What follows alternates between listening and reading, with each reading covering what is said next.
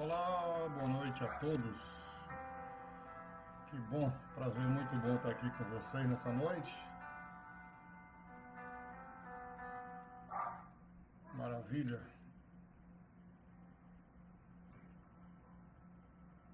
Hoje 31, né? Último dia do mês de julho. Muito bem, estamos aqui para mais uma live. Aleluia.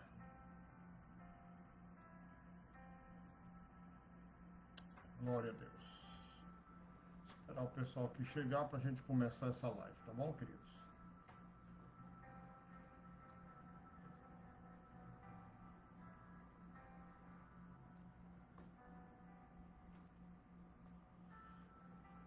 Olá, boa noite, Leonor. Paz do Senhor, querida. Amém. Queridos, hoje nessa live é uma live bem especial, tá? Convidei pastor Marlon Marx para participar comigo aqui, para falar sobre a autoridade das Escrituras, que é um livro de autoria dele, tá? Que ainda vai ser lançado. Então, de antemão, a gente vai ter aqui o maior prazer, a oportunidade de recebê-lo aqui nessa live e desde já eu quero que você comece a compartilhar isso aí, tá bom, queridos? Convidar aí mais pessoas a estar presente aqui conosco.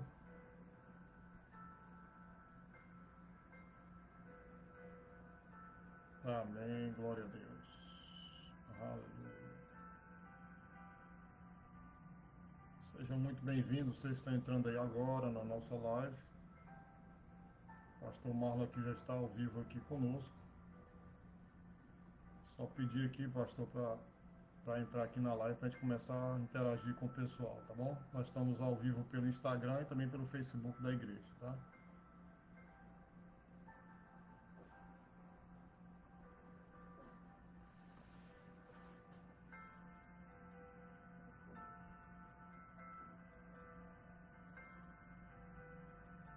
Queridos, começa a convidar os seus amigos, se for seus familiares, participar aqui conosco, tá bom? Pastor Marlon, é só pedir, tá? Não estou conseguindo aqui. Não estou conseguindo aqui, mas é só você pedir aí, queridos. Vai entrar aqui ao vivo. Amém. Lembrando que nós estamos também ao vivo pelo Facebook. Aleluia. Como é que está o pessoal do Facebook aí me ouvindo aí, tá bem? Glória a Deus. Então, boa noite, pessoal aí que já está entrando. Aleluia.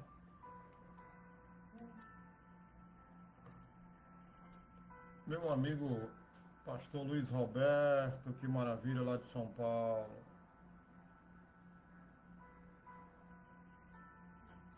Beleza, pega o teu celular aí, pastor Marco, para a gente começar aqui a conversar. O Luiz já está aqui online, né? Deixa eu ver se eu consigo falar com o Luiz aqui.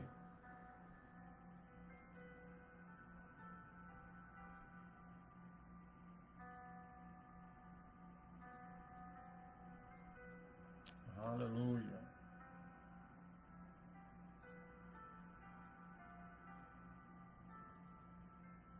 Glória a Deus.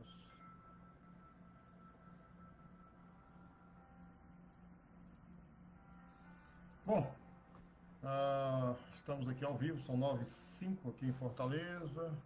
O calorzinho aqui tá bom pra caramba. E aí no sul deve estar mó frio, né, pastor Luiz, Roberto. Aleluia. Minha gente, me diz como é que tá o som aí. Está bem? Vocês que já estão aí ao vivo aqui com a gente.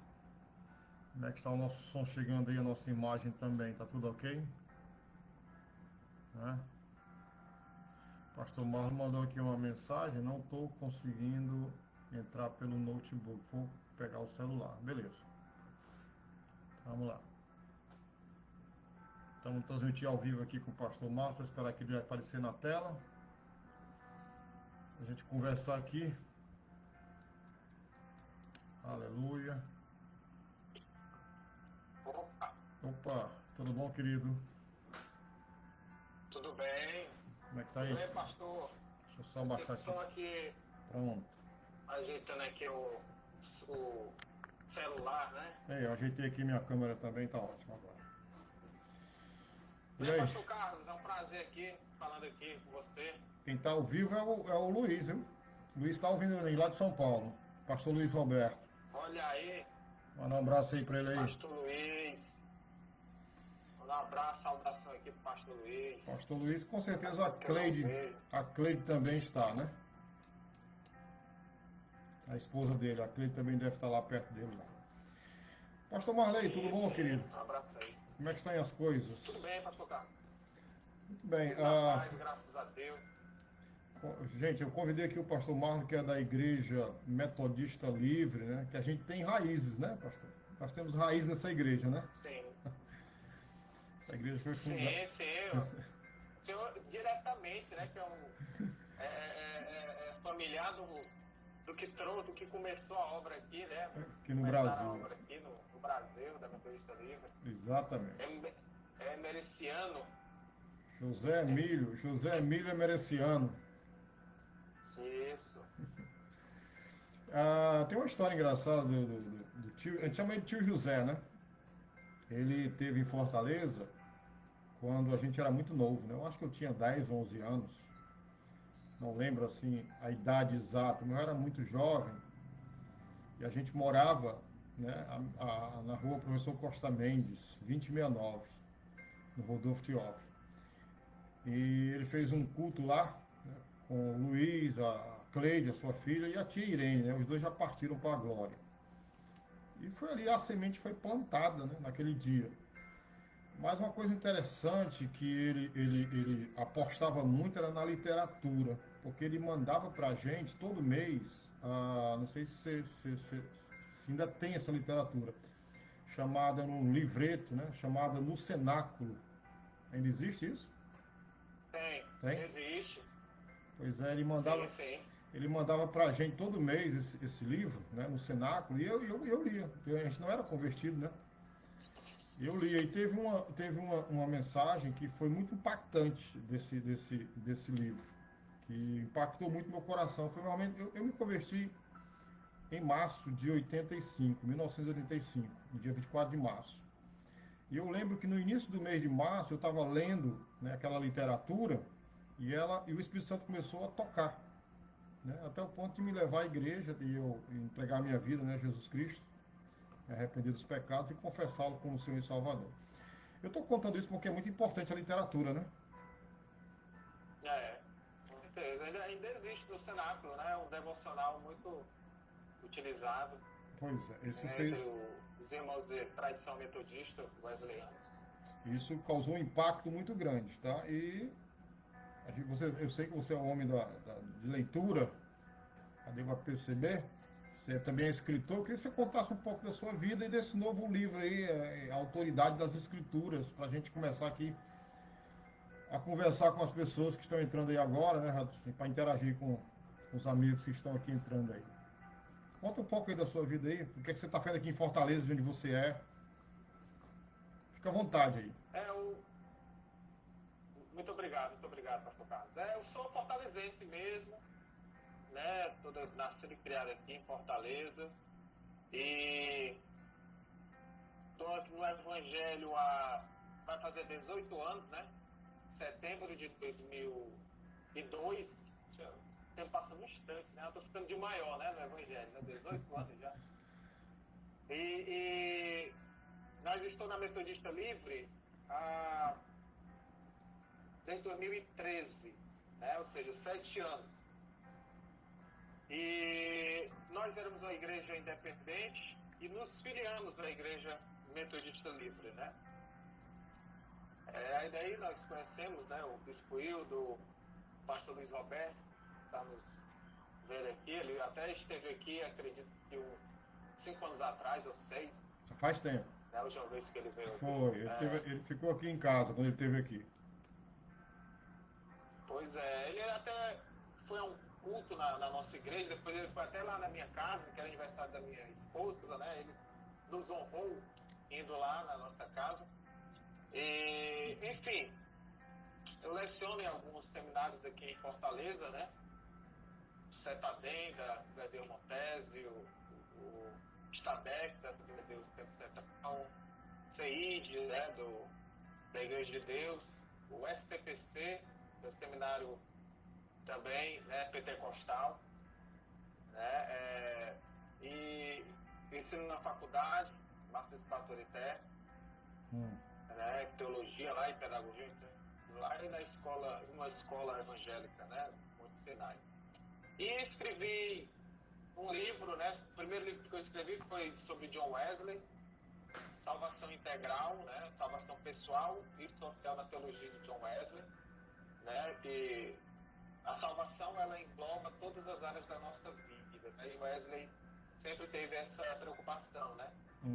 Do espiritual e com o social, né? Ou seja, impactando a sociedade por meio da pregação do evangelho, né?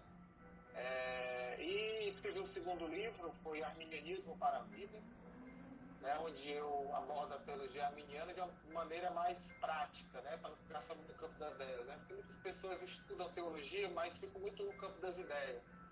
Aí eu escrevi esse livro com a finalidade de que o arminianismo, essa doutrina, que a doutrina, né, que Jesus morreu por todas as pessoas e por causa da graça todos podem crer. E o que é que isso interfere na minha vida, na vida com meu irmão, na vida da minha igreja, na minha vida enquanto cidadão, né? Enfim. E o meu terceiro livro agora, eu escrevi, que é um livro que eu acho bastante necessário para o dia de hoje, que é sobre a autoridade das Escrituras, onde eu abordo a inspiração, né, das Escrituras, defendendo o método de inspiração plenária verbal, né, ou seja, toda a palavra da Bíblia foi inspirada por Deus e útil para o ensino, com a própria palavra de Deus nos diz. E abordo também a inerrância. A Bíblia não apresenta nenhum erro. A Bíblia é totalmente verdadeira e inerrante. É isso que eu defendo, porque infelizmente alguns entendem que a Bíblia contém certos erros, né? E nós defendemos, né, a perspectiva inerrante da Bíblia.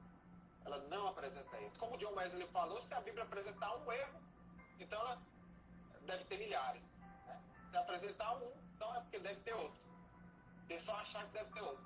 Então, a Bíblia, né, deve ser considerada, como John Wesley sempre pontuou, como inerrante, sem erro.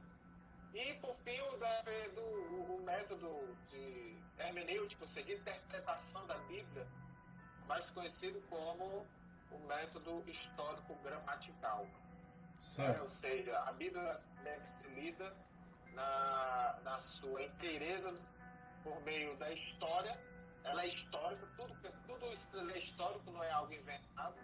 E gramatical, nós devemos compreender o grego, o hebraico, né? Ou pelo menos ter uma noção, né? Para quem não tem a mente privilegiada, não conheço totalmente o grego nem o hebraico, mas procuro sempre ter a noção para que eu possa fazer a exegese, ou seja, extrair da Bíblia aquilo que o autor quis nos passar e não aquilo que eu quero que o autor tenha dito, né? Enfim, essa é a proposta do livro para realçar a autoridade suprema da palavra escrita de Deus.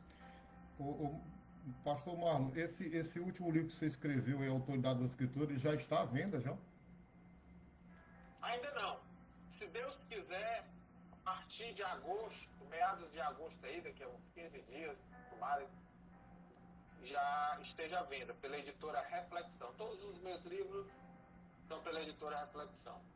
E você falou que você ensina no seminário. Qual é a disciplina específica que você ensina lá? Olha, na verdade, eu ensino um pouco de tudo, né? Eu só não ensino línguas bíblicas, né? Nem o grego, nem o hebraico, e nem disciplinas da área prática, mais sistemática, bíblica e histórica. Certo. Nos seminários hoje, existe boa aceitação, ou seja, como é que está hoje o seminário? Eu sou formado pelo IBAD, né? Lá de Pindamonhangaba. Você conhece, né? Muito bom. Sim, sim. Então, Doris assim, Lemos, né? como é que é hoje os seminários? Ainda tem muita gente, ainda tem muita procura, muita demanda? Tem? Eu estou falando isso porque tem gente aqui nos ouvindo, né? E de repente tem pessoas que têm vontade de fazer, cursar alguma coisa. Eu- Olha, uma boa procura. hum, Né? Tem uma boa procura. Antes tinha mais. Porque hoje tem. Estou falando do presencial, né? Porque hoje tem muitos recursos online, né? É AD, né? À distância, né? EAD. Mas tem. Os irmãos e as irmãs têm procurado seminários, né? Porque veem a necessidade de aprender mais E também sobre a as palavra de Deus. igrejas, elas estão ofertando muito cursos, né, hoje, né? As próprias igrejas, né? Isso, isso. Até 20 anos atrás, aqui em Fortaleza tinha poucos seminários, né? Agora tem vários. Eu me lembro, na época que eu me converti, em 85, era muito escasso. Acho que Né? No Brasil só tinha dois seminários, um que era em Recife, Seminário Batista, e tinha também no Paraná, né, lá em Autônia, no Paraná, que era o Seminário Betânia, não sei nem se ainda existe mais esse seminário ainda hoje. Então era muito, né, era muito escasso na época, na década de 80, né, entendeu? As coisas mudaram muito, né, a tecnologia veio aí ao nosso favor. Mas vamos falar sobre a autoridade das escrituras, né? Nesse mundo que a gente vive, esse mundo cético, materialista, e ao mesmo tempo também dessa pregação exagerada do pentecostalismo, né, principalmente o neopentecostal, eles usam muitos, na minha visão, eles usam muitos meios, instrumentos, né, que de certa forma negam para mim, e pelas escrituras, que eu tenho certeza, já que você está falando de autoridade das escrituras, negam a eficácia do sacrifício vicário de Cristo na cruz do Calvário. Eu cito exemplos, por exemplo. Eu cito aqui exemplos. Quando você vai, né, em uma igreja aí bem neopentecostal, né, onde eles atribuem a sua vitória, né, a, a um lenço ungido, a um óleo ungido, né, e aí inventa uma chave da vitória, né, e tal. Você está entendendo o que eu estou falando, né? Sim, sim. Você vê como a igreja hoje, né, a igreja contemporânea, moderna, contemporânea, a igreja do século XXI, ela no decurso da história, desde lá de Atos até hoje, como a igreja tem deixado, né, as escrituras, a verdade é essa, como a igreja tem se deixado levar por esses ventos de doutrina que tem por aí. Eu queria ver assim tua visão, tua opinião, né, sobre, sobre a defesa da fé, a defesa das escrituras com relação a esse movimento que a gente está vivendo aqui no Brasil e assim no mundo, né? E se você quiser falar também, pode falar aí da teologia da prosperidade, da confissão positiva, e aí fica à vontade, viu? Fique à vontade aí. Ok.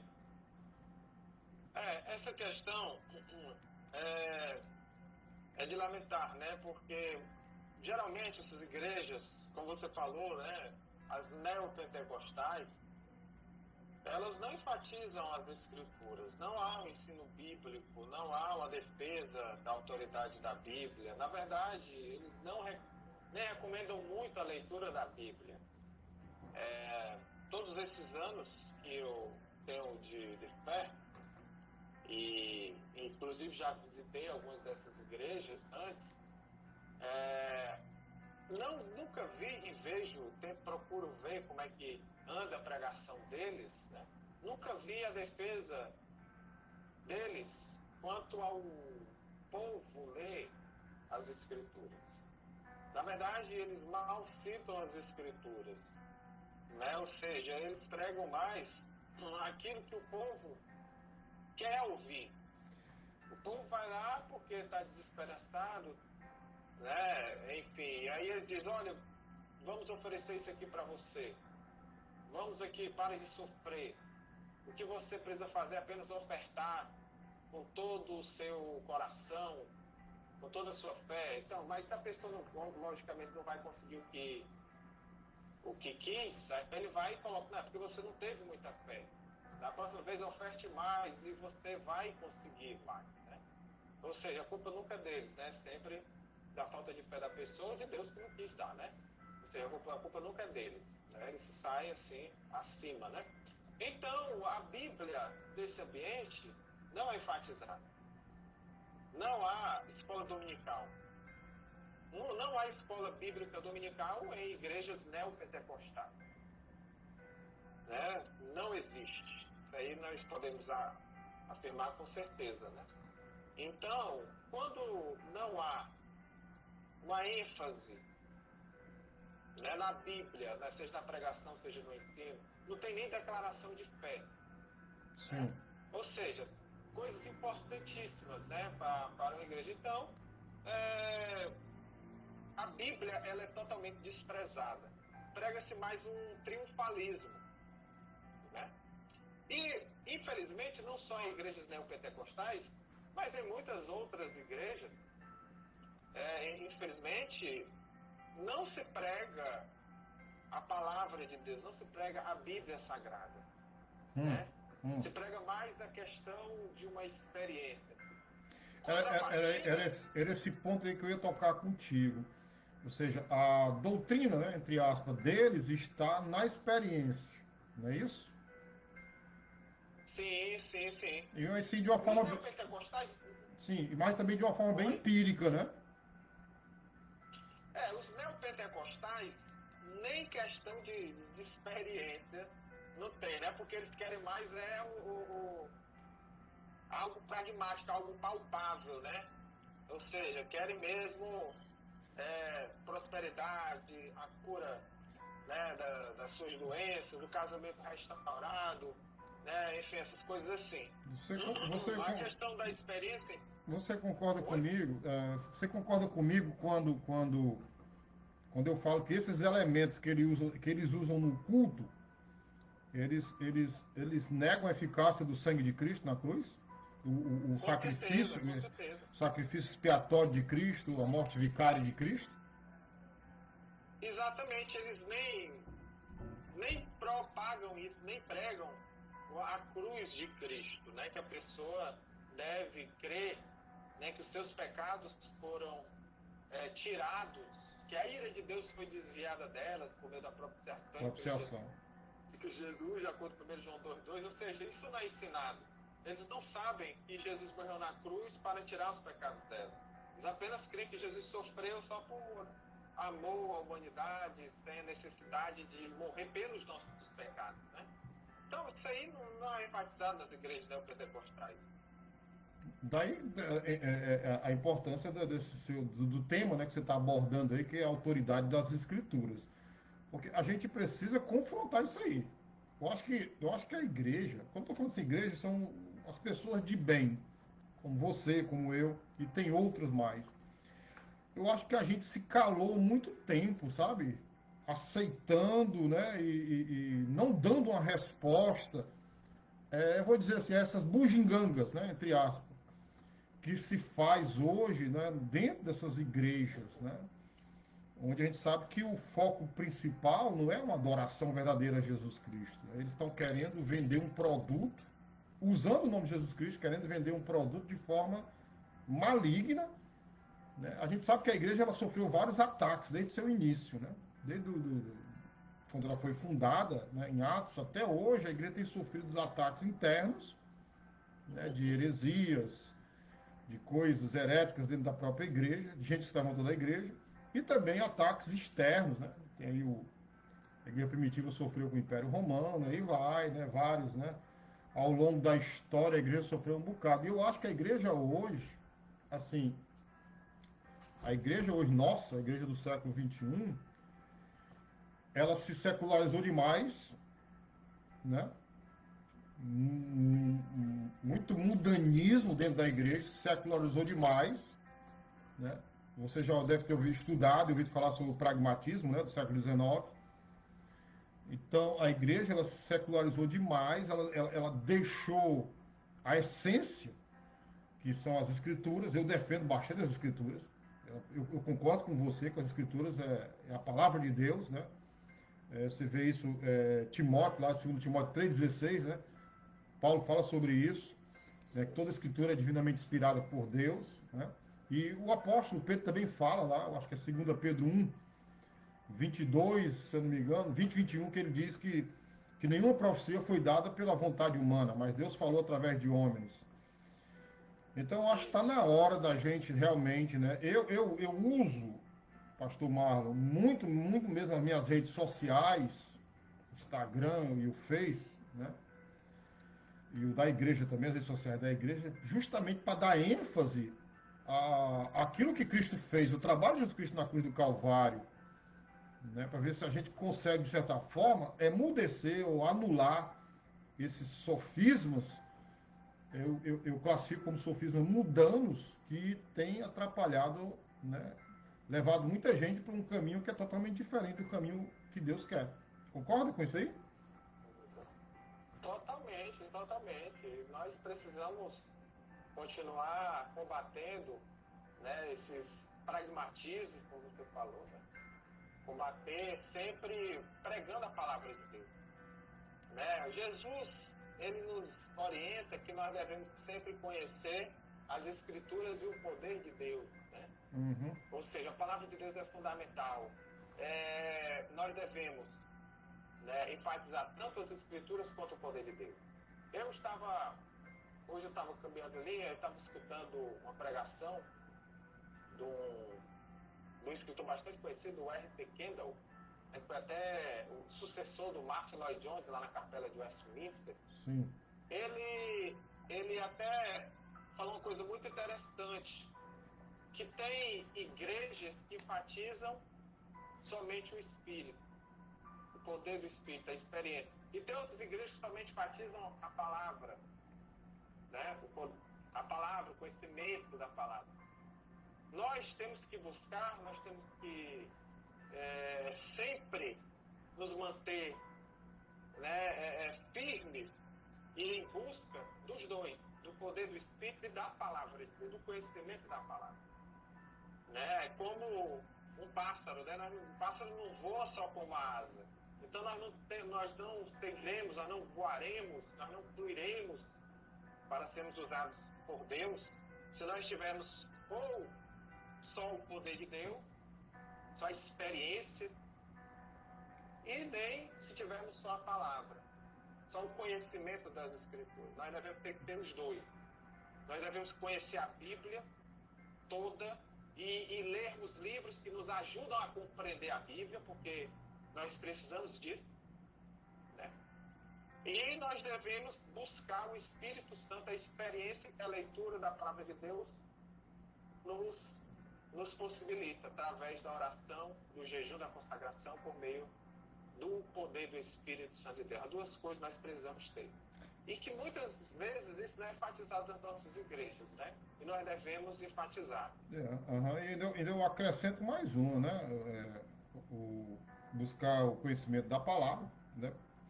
Crescer é uma advertência na Bíblia que nos chama a crescer na graça, no conhecimento.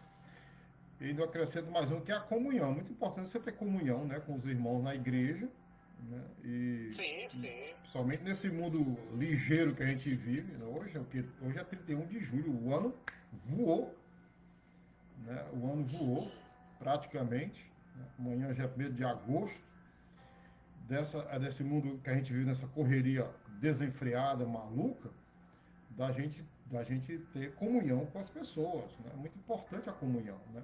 A igreja de Atos, ela se reunia de casa em casa, nos templos, nas casas, e a temática era o ensino da palavra, né? Sabe que é a minha área, né? O ensino, não sei se você sabia disso, né? Não sei se o Luiz passou isso para você, que eu sou professor, né?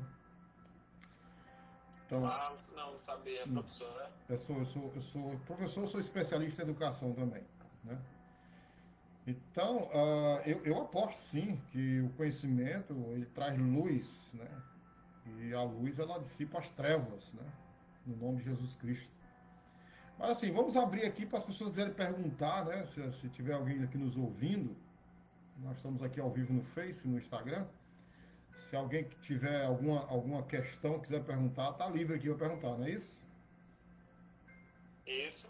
Vou fazer uma pergunta, tá? Sobre o seu livro, Autoridade das Escrituras. Bom, se você fosse me convencer a comprar o seu livro, certo? Por que eu deveria comprar o seu livro? Boa pergunta, né?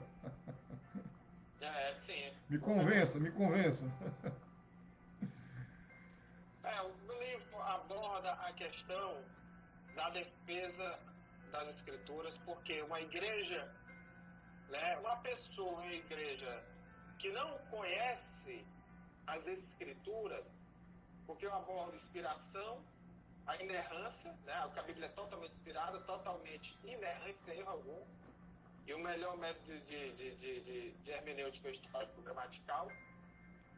E o seguinte, a pessoa sem conhecimento dessas coisas, ela muito provavelmente vai ser enveredada por todo tipo de ensino que vai afastá-la dos caminhos do Senhor. Ou seja, ela crendo que a Bíblia é sagrada e não sabendo explicar o porquê que a Bíblia Sagrada é um livro inspirado e é o único livro que nós devemos seguir, crendo, mesmo crendo ou não, ele tem o poder, esse livro tem o poder de transformar vidas, como nós vemos vários testemunhos de pessoas que antes eram uma coisa, viviam nas trevas e agora andam na luz do nosso Senhor e Salvador Jesus Cristo. A Bíblia Sagrada, ela é de extrema necessidade para todas as pessoas. E nós não sabendo explicar por que a Bíblia Sagrada é esse livro de Deus, é a palavra de Deus. Porque muitas pessoas têm o conhecimento da Bíblia, mas não sabem explicar de onde ela veio, por que são esses 66 livros que nós temos que são autoridade, né, e não outros mais, né? Por que ela apresenta um ensino e uma narrativa que muda a vida das pessoas? Por que Deus precisa usar esse livro para mudar as pessoas? Então, céticos, agnósticos, ateus perguntam isso e você não sabendo explicar, você vai fazer com que essas pessoas se distanciem mais e mais da fé cristã. Nós sempre temos que ter uma postura apologética com relação à palavra escrita de Deus, ou seja, a Bíblia Sagrada. Se nós não soubermos defender a Bíblia Sagrada, não que ela precise ser defendida, né? A Bíblia é como o leão, ninguém vai defender o leão, né? O leão já se defende por si mesmo. Mas eu me refiro mais às pessoas, né, que têm essas dúvidas, né? É por causa delas. Porque muitos ateus, muitos agnósticos, até no tom de zombaria, perguntam coisas acerca da Bíblia. Por exemplo, Deus mandou matar no Antigo Testamento, né? Muito usado por ateus. Se você não souber explicar isso, né? Então você vai perder aquela pessoa. A Bíblia ela não precisa de defesa, mas aquela pessoa precisa saber o porquê algumas coisas estão na Bíblia, Uhum. né? Eu acho que tem uma coisa que eles Então falam. Não, pode falar. isso que eu. Não, é isso que eu defendo com relação à necessidade, né, Da autoridade das escrituras. Então, assim, as pessoas elas falam muito assim, mas se Deus é tão bom e amor, por que ele permite o mal, né? isso. Né? As pessoas falam muito isso, né? Exatamente. E a Lembrando, Bíblia tem respostas, né? tem, E nós sabendo explicar a origem da Bíblia, o porquê que ela é inspirada, o porquê que ela é inerrante, né? Que nós podemos compreender, né, a Bíblia Sagrada, a palavra escrita de Deus, nós vamos ter mais recursos para falarmos às pessoas. A Bíblia, ela nos foi dada e nós devemos saber como ela nos foi dada, né? concordo. Eu tenho duas perguntas aqui, vai? Tem uma pergunta aqui, ó. Qual o lugar da experiência na hermenêutica pentecostal? Quer responder?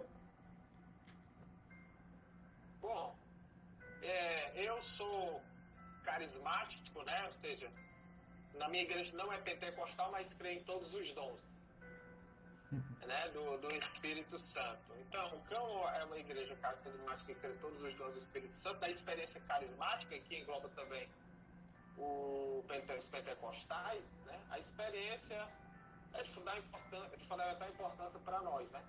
Pentecostais e carismáticos, porque olha aqui, é muito interessante isso. Para quem tem um pouco de conhecimento de história da igreja, história da teologia, conhece os gnósticos, né? Que era uma seita, né? Que até o João combatia os protognósticos, né? Aqueles, né, pré-gnósticos, né? Aqueles antecessores dos gnósticos que os pais da igreja enfrentavam, que eles diziam que a pessoa era salva por causa do conhecimento que lhes eram dados, né? Que lhes era dado. Ou seja, o conhecimento. A pessoa tinha um conhecimento e achava que porque tinha esse conhecimento esotérico, era salva. Sim.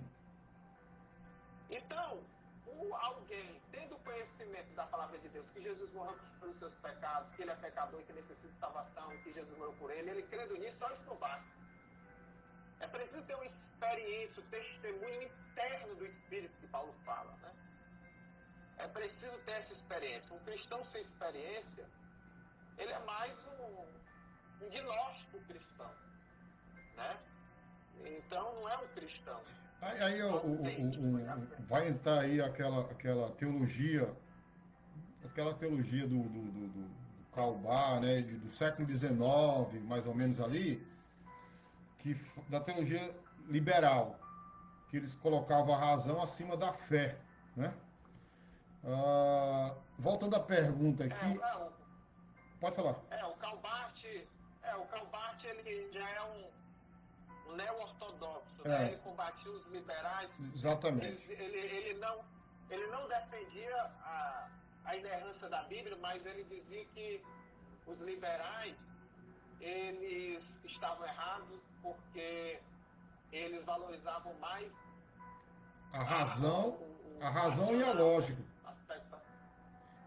Colocando muita a experiência. Colocando muita parte da filosofia, até a filosofia grega. Mas assim, qual o lugar da experiência na hermenêutica pentecostal? A experiência é fundamental, né? Eu acho que todo mundo que faz parte do corpo de Cristo passou por uma experiência de novo nascimento, né? E na visão hebraica, a visão hebraica do novo nascimento é uma vida de justiça.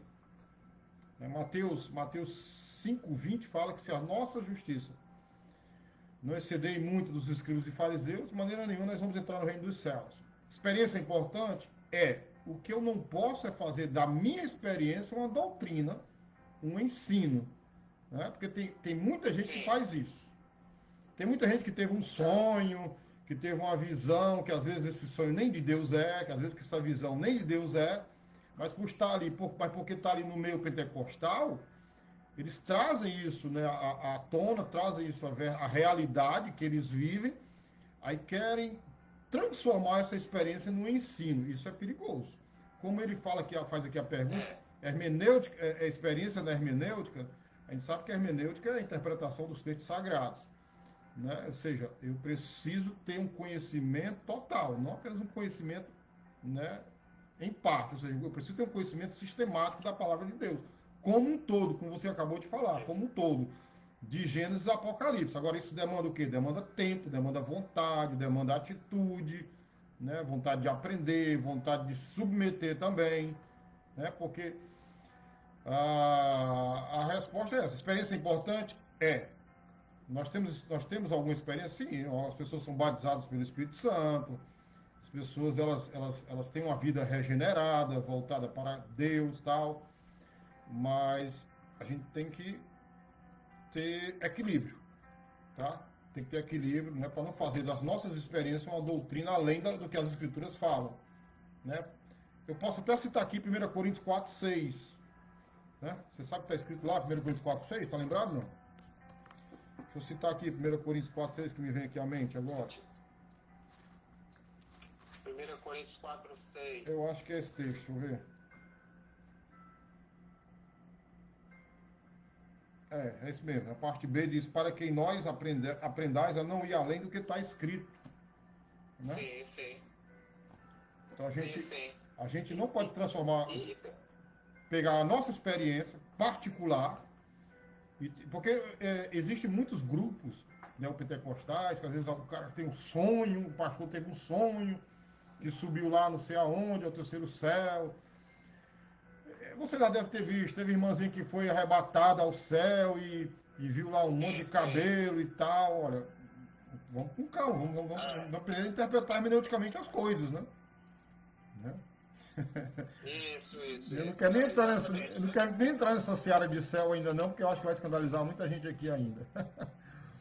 A outra pergunta Porque a questão é equilíbrio, né? é equilíbrio. Você falou aí de 1 Coríntios 4, eu me lembrei de 1 Coríntios 2, Hum, 2:4, né?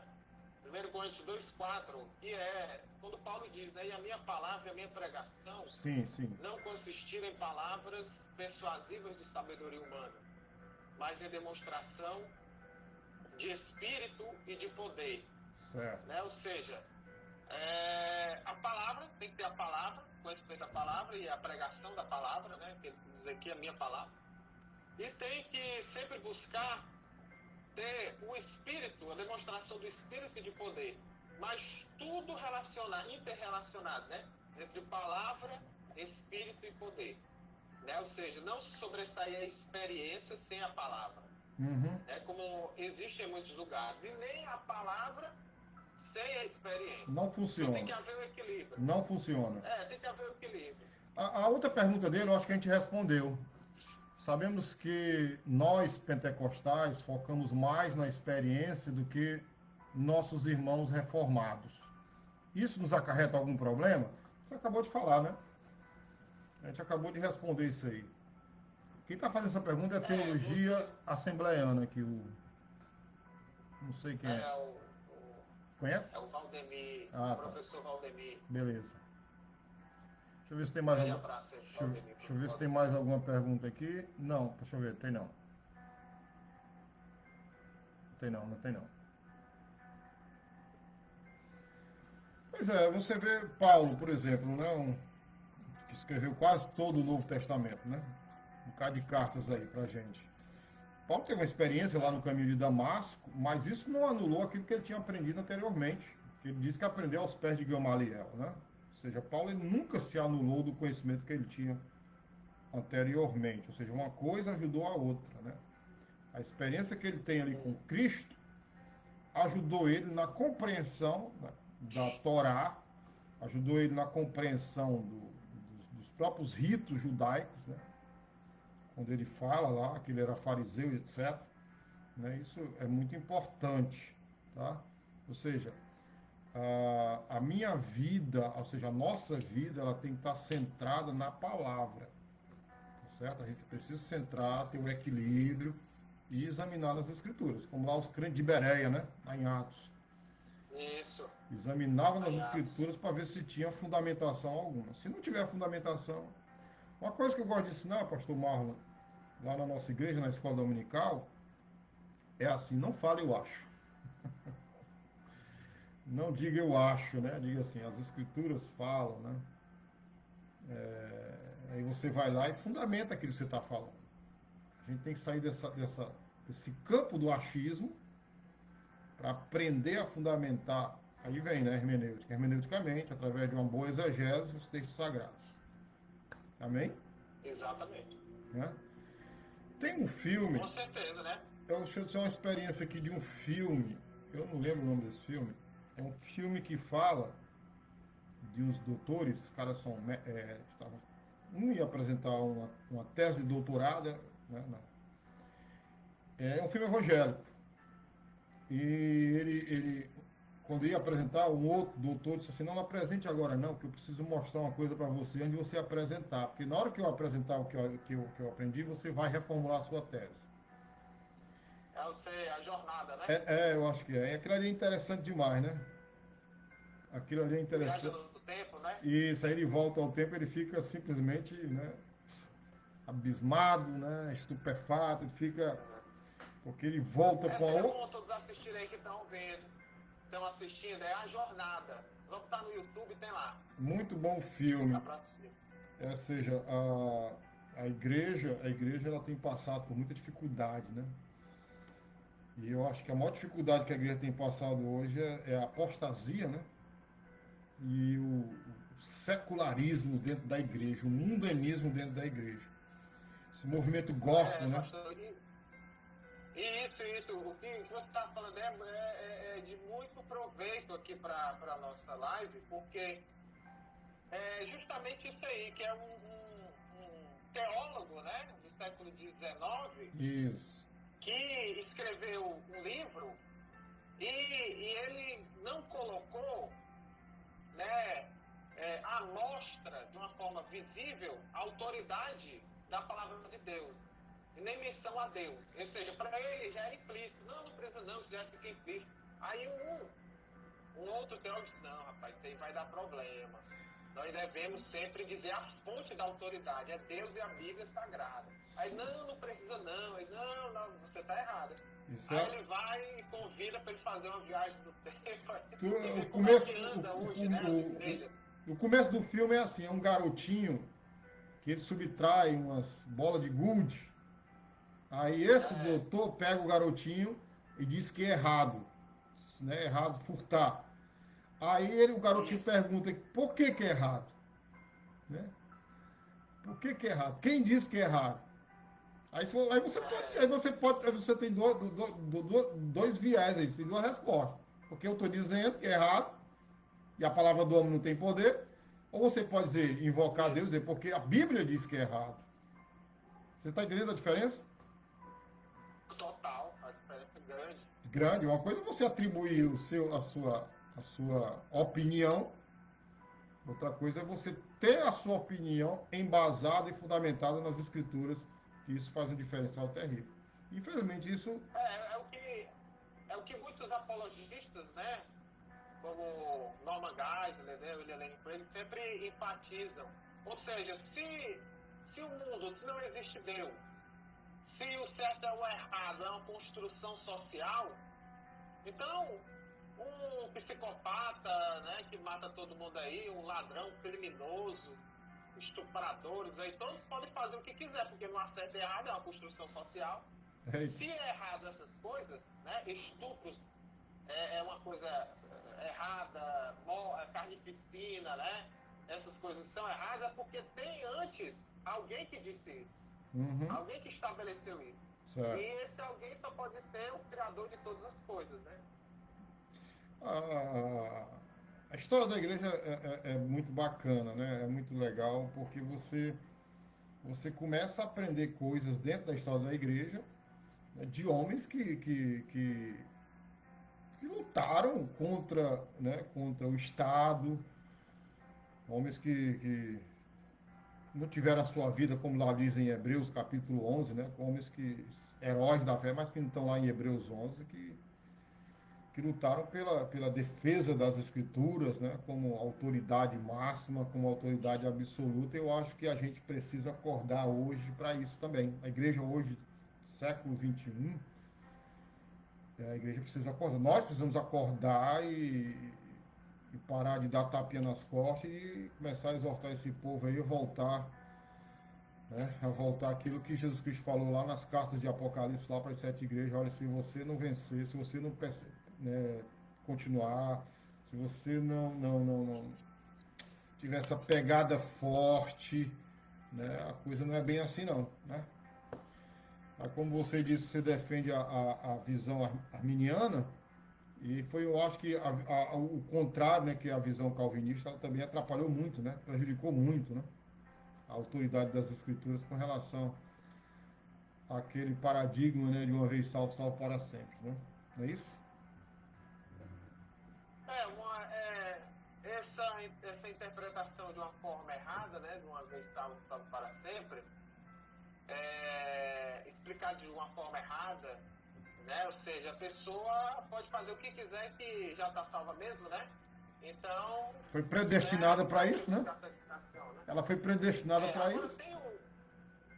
Agora, é bastante pertinente quando os calvinistas, e tem calvinistas, muitos que ensinam isso, que se a pessoa não busca santidade, se a pessoa vive no pecado, é porque ela não foi salva, né?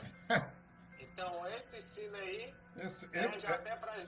Embora eu não concorde com nenhum dos ensinos, né? Pelo menos esse ensino aí não causa prejuízo, né? Agora, o ensino de que uma vez salvo, sempre salvo, não importa o que você fizer, você só vai perder galardão, né? Mas não perde a salvação, então isso aí é perigoso.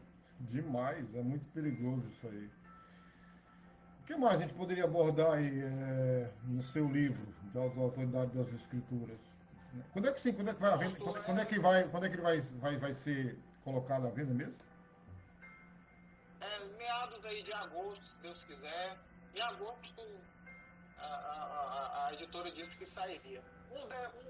Um detalhe muito importante sobre o livro é porque hoje em dia está muito na moda justamente a questão de não se buscar a intenção do autor bíblico, mas justamente essa questão de que o que importa é o que eu entendi da Bíblia.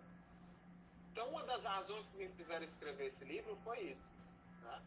Ou seja, não importa o que Paulo falou, o importante é aquilo que eu me apropriei da palavra de Paulo, né, que serve para a minha vida.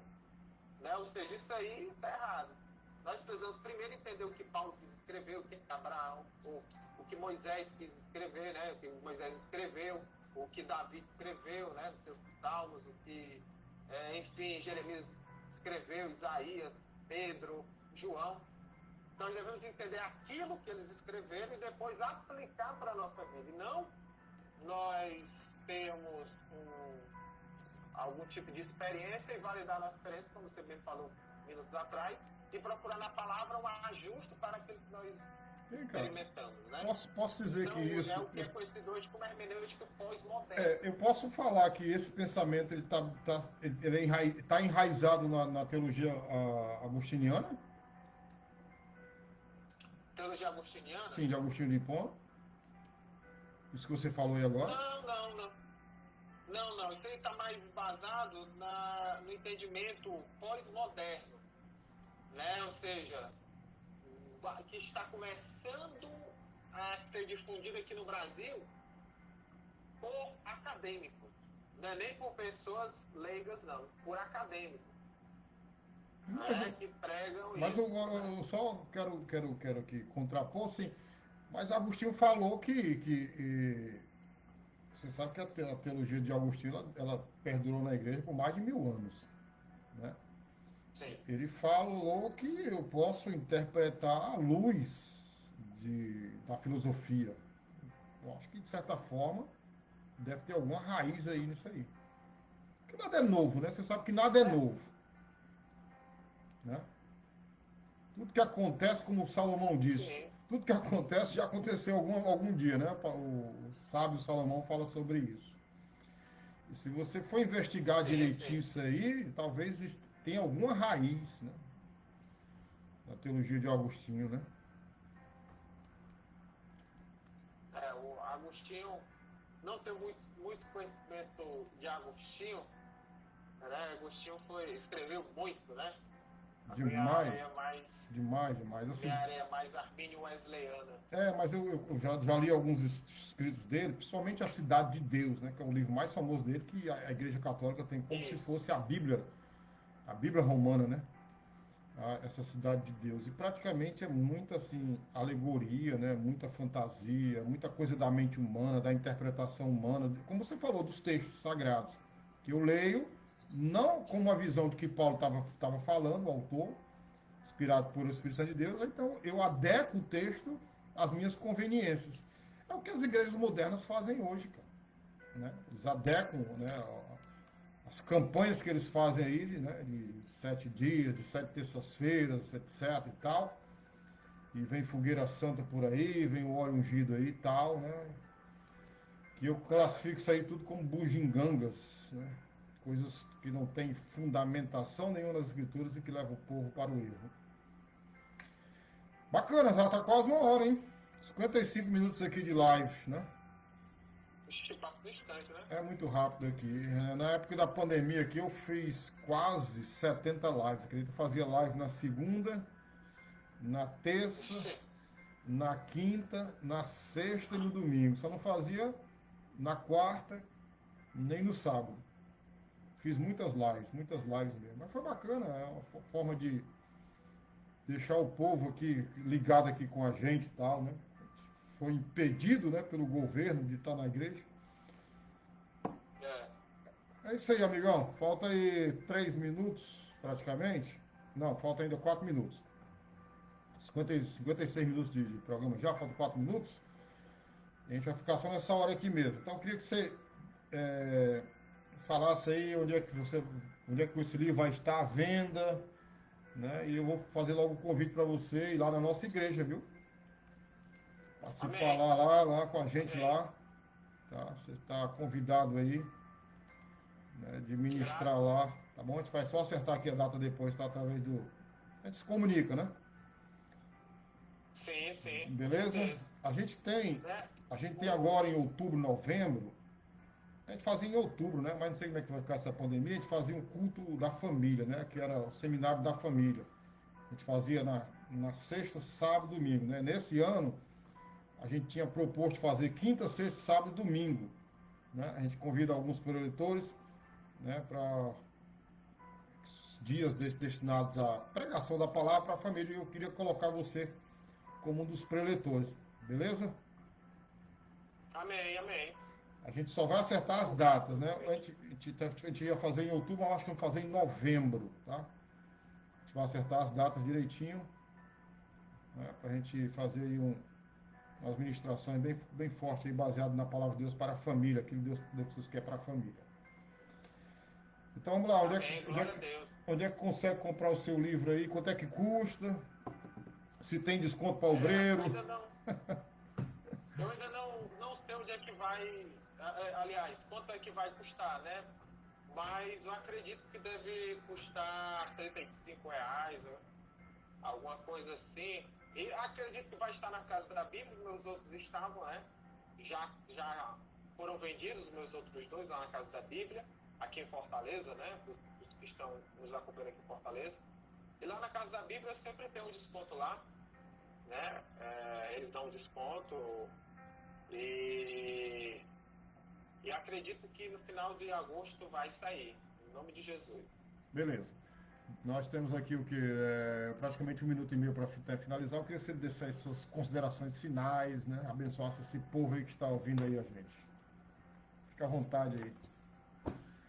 Amém, foi um prazer, Pastor Carlos, conversar com você e com todos aqui que estão nos acompanhando. Né? É um prazer para mim muito grande falar e defender a palavra de Deus, porque a Bíblia Sagrada nos orienta para o conhecimento total do Senhor Jesus Cristo. Né? Uhum. E que nós possamos sempre caminhar lendo, meditando a palavra de Deus, conhecendo mais a palavra, comprarmos livros e lermos livros sobre a origem da Bíblia, sobre como melhor nós entendemos a Bíblia, né? E assim nós sermos edificados para a honra e glória do Senhor. Olha, eu que agradeço, porque eu e você, somos frutos, né, do tio José, fundador da Igreja Metodista Livre. É um prazer muito grande estar aqui, recebê-lo aqui, como nós somos frutos desse trabalho aí, que começou há muitos anos atrás. Não sei se você sabe a história dele. Ele nasceu no Rio Grande do Norte, se converteu muito cedo e foi expulso de casa, né? Foi para São Paulo, como diz o cearense, liso, como é que é? Leso, liso e louco, né? Sem nenhuma banda. E Deus o abençoou de tal maneira que ele é o fundador da Igreja Metodista Livre. Valeu, querido. Um abraço muito forte. Deus abençoe você, seu ministério, sua família, sua casa, em nome de Jesus. Estamos aí. Amém, amém. Deus os abençoe. Paz. Até a próxima. Até a próxima. Valeu, paz. Bye.